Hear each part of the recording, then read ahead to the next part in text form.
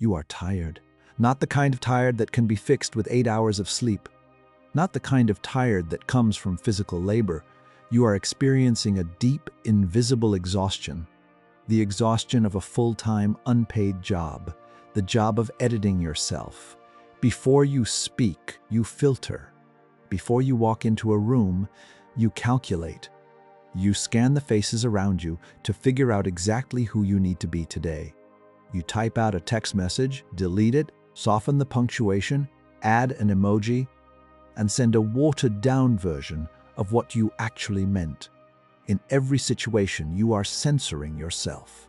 Society tells you the diagnosis. They say, you just need more confidence. They tell you to stand taller, project your voice, and assert your dominance. But what if they are entirely wrong? What if your problem has absolutely nothing to do with a lack of confidence? What if what you actually need deep down in your nervous system is simply permission? Permission to exist. Unedited. Let's look at your lived experience. Think about your average day. How many times did you swallow your actual opinion? How many times did you laugh at a joke that wasn't funny or adjust your posture to make someone else comfortable? You have become a social chameleon. You curate your personality like a museum exhibit, displaying only the acceptable artifacts in the bright lights and hiding the messy, authentic, raw parts of yourself in the dark basement. In psychology, this isn't just called being shy or insecure. It is a measurable personality trait known as high self-monitoring, often coupled with chronic impression management. High self-monitors are hyper-attuned to the emotional temperatures of the rooms they enter.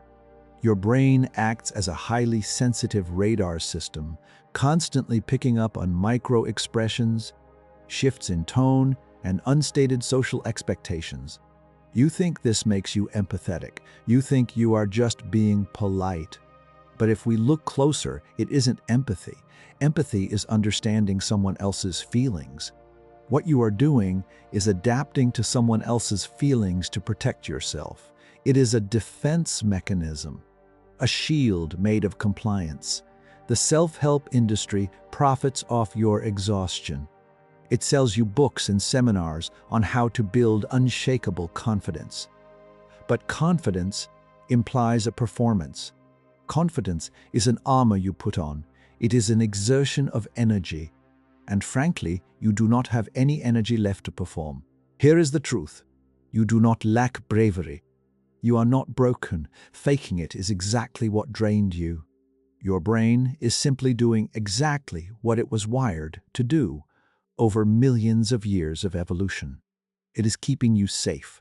To understand why you censor yourself, we have to look at the neuroscience of survival. Deep within your brain's temporal lobe lies the amygdala, your threat detection center. And right next to it, the anterior cingulate cortex, a region that processes pain. Decades ago, neuroscientists made a fascinating discovery. The exact same part of your brain that lights up when you experience physical pain, like burning your hand on a stove, also lights up when you experience social rejection. To your brain, a broken arm and a social rejection are the same emergency. Thousands of years ago, if you were rejected by your tribe, you were left alone in the wilderness. Isolation meant literal death. Your brain evolved to view social harmony not as a luxury, but as a biological imperative. Imagine your brain has an internal PR manager.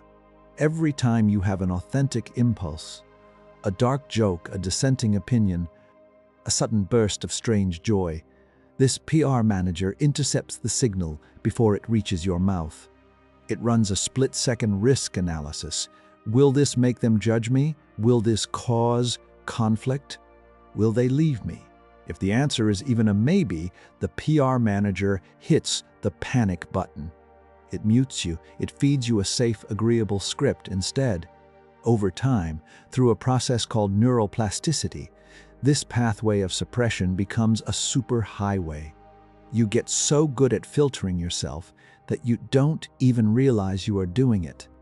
Meanwhile, the neural pathway of authentic expression becomes an overgrown, abandoned dirt road. You don't need confidence to rebuild that road.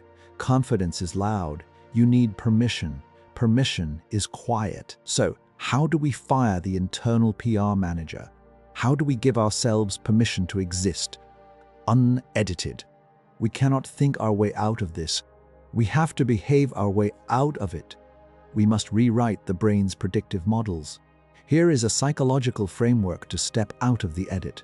Your brain currently believes that showing your true, unedited self will result in catastrophe. We have to prove the brain wrong, but we must do it gently. In clinical psychology, this is called exposure therapy. You do not jump into the deep end. You start with micro-rebellions. Tomorrow, state a mild preference. When someone asks where you want to eat, do not say I'm fine with whatever. State a choice. When someone recommends a movie you hated, gently say, it actually wasn't for me. You are exposing your nervous system to a tiny, manageable dose of social friction. And as you do, your amygdala watches the environment. It realizes that you disagreed and the sky did not fall. You are slowly teaching your nervous system that you are safe. Right now, you believe that if someone disapproves of your unedited self, your intrinsic value decreases. We must sever this connection. Acceptance and commitment therapy uses a concept called cognitive diffusion, separating yourself from your thoughts and the reactions of others. When you speak unedited, people's reactions belong entirely to them. They are reacting through their own filters, their own past traumas, their own biases. If you show up authentically and someone pulls away, it is not a verdict on your worth. It is simply data.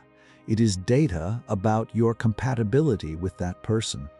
Rejection of the unedited self is just the universe's way of clearing space for people who actually fit you. When you first start acting unedited, your body will rebel. You will feel a sudden spike of anxiety, a flush of heat, a deep sense of cringe. This is normal. This is just the PR manager panicking because it is losing control. Neuroscientist Dr. Jill Bolt Taylor found that the chemical lifespan of an emotion in the body, the rush of adrenaline and cortisol, lasts only about 90 seconds. When you say something unedited and the anxiety hits, practice distress tolerance. Do not apologize. Do not backpedal. Do not explain yourself. Just sit there for 90 seconds. Breathe into your stomach. Let the chemical wave pass. Once your brain realizes it survived the 90 seconds, the fear begins to lose its grip. Why? Self-censorship forces you to look outward. You are always asking, what do they want from me? We need to pull the focus inward. Define 3 core values that are uniquely yours. Maybe they are honesty, creativity, and peace. Maybe they are loyalty, curiosity, and calm.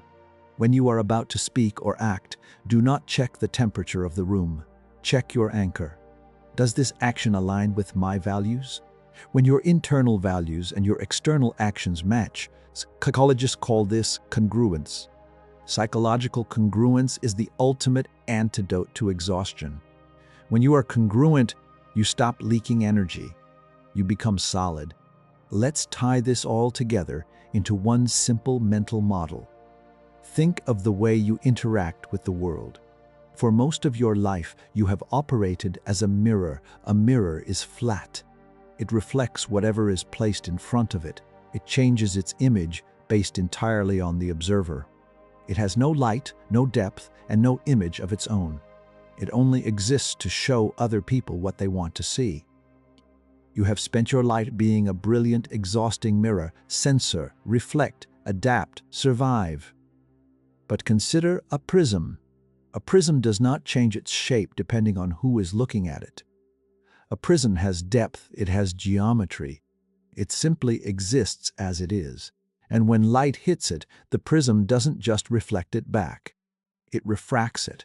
It takes the environment and translates it through its own unique, solid shape, creating something entirely new. Permission to exist unedited means choosing to stop being a mirror. It means choosing to be a prism. You stop trying to reflect the room and you start letting the room adjust to your solid shape. The world does not need another perfectly curated, heavily edited version of you. The world is already drowning in masks. It needs the raw footage. It needs the unpolished truth. The next time you feel that familiar tightening in your chest, the next time you feel the urge to swallow your words, to shrink your posture, to edit your soul into something more digestible for the people around you, pause. Feel the ground beneath your feet. Acknowledge the fear in your mind. Thank your brain for trying to protect you. Take a slow, deep breath and give yourself permission not to be loud, not to be aggressively confident, not to conquer the room, just permission to simply be, unedited.